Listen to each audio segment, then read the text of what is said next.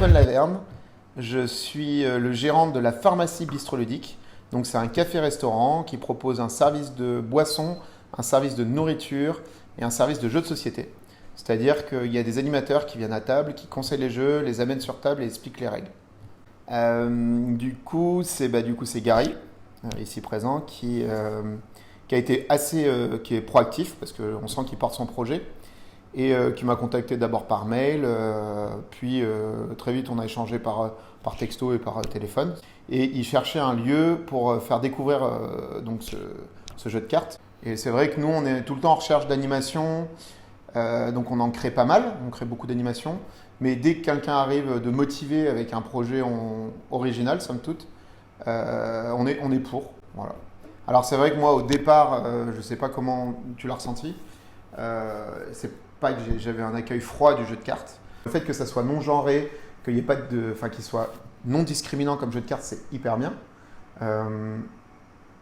Maintenant, c'est vrai que j'étais peut-être pas le premier à te le dire, mais je pense qu'amener un jeu de cartes et en plus amener des règles du jeu un peu originales, parce que dans tous les paquets de 54 cartes, on a la règle de la coinche, la règle du rami, il y a souvent des cartes en plus qui servent à expliquer des règles de jeu.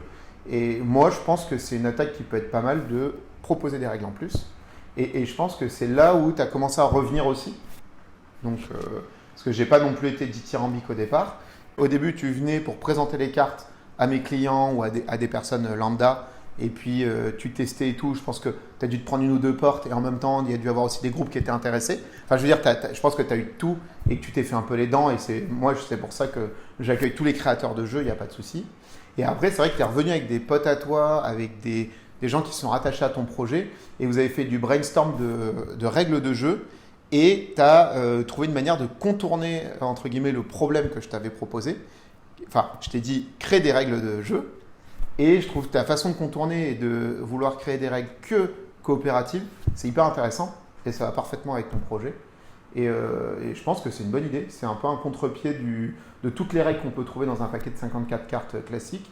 Et je pense que ça a l'air d'être pas grand-chose, mais avoir une offre de règles de jeu en plus, en sachant qu'aujourd'hui, il y a plus de 1000 jeux qui sortent par an en France. Et là, en 2022, il y a 2000 jeux qui vont sortir. Enfin, c'est ce qui est annoncé du fait des 2 ans de Covid qui a ralenti un peu toute la production et toute la distribution des jeux. Et du coup, je pense que le fait d'arriver avec un jeu qui en plus propose des règles, bah, ça complète parfaitement ton projet. Enfin, je ne sais pas ce que tu en penses.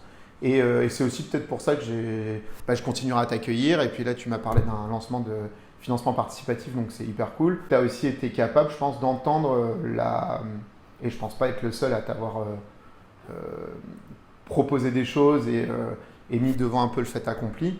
Mais il n'y avait rien en tout cas, il n'y avait rien de malin de ma part. C'était vraiment pour essayer de t'apporter ma vision du jeu de société. Et après, voilà, je me disais, un jeu de cartes non discriminant et à distribuer dans les écoles et tout, c'est hyper. Je pense que ça va marcher. Ça, c'est pas le problème. Mais si en plus tu veux pénétrer le monde du jeu, je pense que c'est une bonne approche que tu as eue. C'est ça notre relation en fait. C'est que tu es arrivé la bouche en cœur. Tu avais ce projet. J'ai enlevé les cœurs. C'est ça. Non, mais tu avais ce projet et cette envie. Et moi, ce que je me suis tout de suite dit, alors est-ce que c'est parce que le monde du jeu se professionnalise, c'est est-ce qu'il va vouloir le vendre en boutique et comment il va pouvoir le vendre en boutique. Et pas forcément le vendre pour faire un max de bénéfices, mais pour qu'il se vende en fait. Parce que tu as beau avoir le plus beau projet du monde avec le meilleur packaging et la meilleure volonté.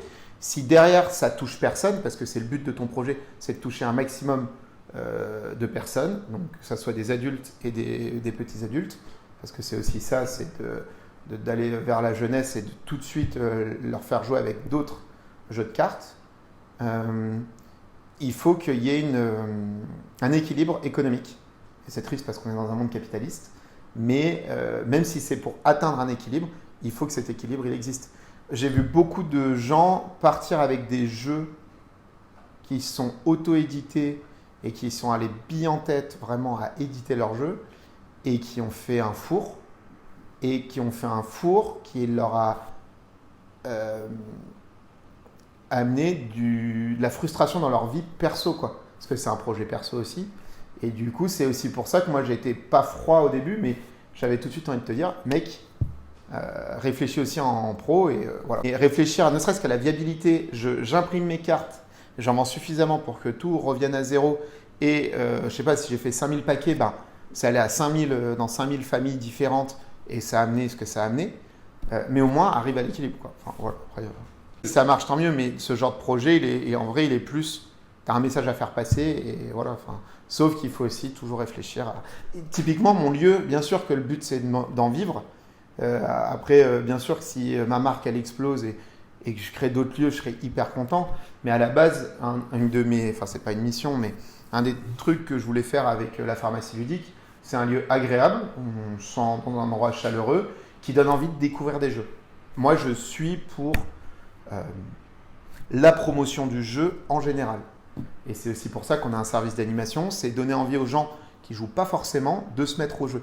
Donc c'est pour ça que quand il y a un mec comme toi qui est hyper motivé, qui veut faire découvrir encore des jeux, ben, je l'accueille volontiers. C'est un des objectifs de la pharmacie. Pourquoi je continue à accueillir l'initiative Kajin? Déjà, pour la persévérance, je pense.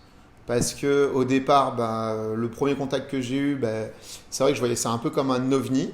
Voilà.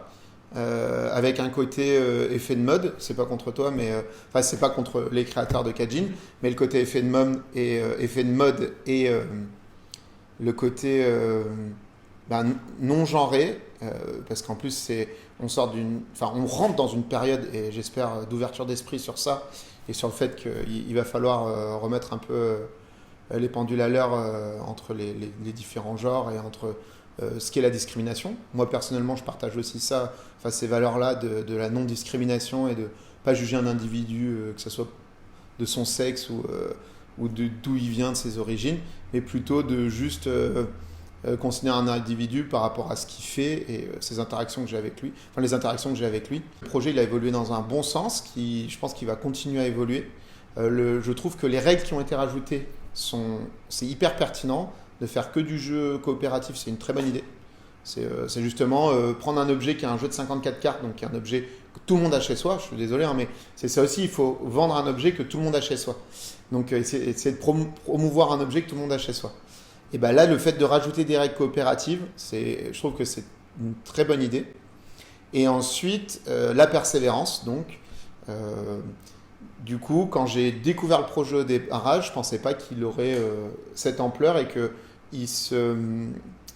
passerait donc c'est un prototype, comme on appelle en jeu de société, qui passerait du prototype à quelque chose, un engagement à la prochaine étape, donc financement participatif, ce qui est la logique aujourd'hui d'un jeu de société moderne. Et j'espère derrière qu'il aura un accueil aussi au niveau des boutiques et des vendeurs professionnels de jeux de société. Un accueil qui mérite. Et puis ça fait des bonnes soirées aussi. Voilà, moi je veux aussi donner mon avis. L'idée c'est que moi j'ai créé un lieu chaleureux et c'est vrai que dès qu'il y a des soirées Kajin, les gens sont accueillis à la table de Kajin. Elle n'est pas fermée. Maintenant tu vas en plus proposer des nouvelles règles de jeu, donc ça va faire découvrir des nouvelles règles de jeu à des gens et ça sera toujours plus chaleureux. Donc non, moi je vais le soutenir et j'accueillerai toujours les soirées Kajin à partir de septembre d'ailleurs. C'est vrai que quand tu es arrivé, on s'est dit, est-ce qu'il va aller au bout de son idée? Et je trouve que tu y vas de manière pas déconnante, encore une fois. Tu n'as pas encore imprimé 10 000 cartes, enfin 10 000 paquets de cartes. Tu n'es pas en train de faire n'importe quoi. Tu y vas étape par étape. Tu as eu un premier proto, un deuxième proto. Tu les imprimes par 10 paquets. Tu écoutes ce qu'on te dit, je pense, parce que je pense qu'il y en a 2-3 qui t'ont mis. Après, j'ai vu à ta table, tu avais un peu des mecs qui étaient plus en design, tu avais des mecs qui t'ont dit, là, cette carte, elle est illisible, voilà. Et tu prends le retour des gens et tu essaies d'avancer étape par étape, de manière non. Enfin, t'es pas arrivé une fois, et la fois d'après, tu avais 10 000 paquets. Ce qui arrive, en fait.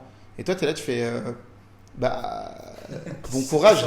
Non, mais bon courage, tu vois. Parce qu'ils rentrent billes en tête dans leur projet, ils sont persuadés de détenir la vérité. Et ça serait dommage d'ailleurs que tu aies cet état d'esprit sur un projet.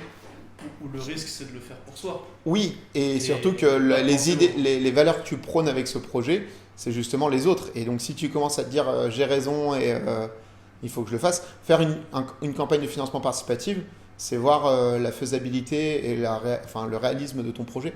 Et c'est aussi se confronter à un public qui va te dire oui ou non. Donc ça peut être très sanctionnant. Mais au moins, il y a vraiment une démarche de j'essaie de me faire valider avant de faire n'importe quoi.